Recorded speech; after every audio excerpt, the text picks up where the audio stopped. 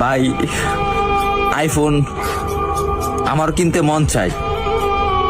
বাবার একদিন বলছিলাম, বাবা আমার একটা আইফোন কিনে দিবা। বাবা আমার দিকে তাকিয়ে বলতেছে, বাবা তোর একটা ফোন কিনে দিতে খুব ইচ্ছা করে, কিন্তু আমি 400-500 টাকা কামাই করি, রিক্সা চালাই, তোর আইফোন কিভাবে কিনে দেই? ভাই কথাগুলা আমার জন্য বলতেছি না, আমার মতন হাজারো মধ্যবিত্ত ছেলে আছে তাদের জন্য বলতেছি। আরে ভাই আমার আইফোন আছে সেটা আমি মানি, কিন্তু সবার তো আর আইফোন নাই। কিছু পোলাপান আছে নতুন নতুন শার্ট পরে, নতুন নতুন প্যান্ট পরে, নতুন নতুন সানগ্লাস পরে, 2 দিন পরে পরে আইফোন পাল্টায়।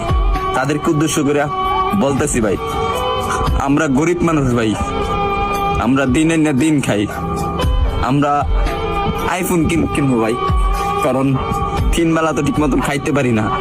পরে হঠাৎ একদিন বাবা কষ্ট করে প্রতিদিন 100 টাকা করে জমায়া একদিন আমাকে 14,000 টাকা দিল।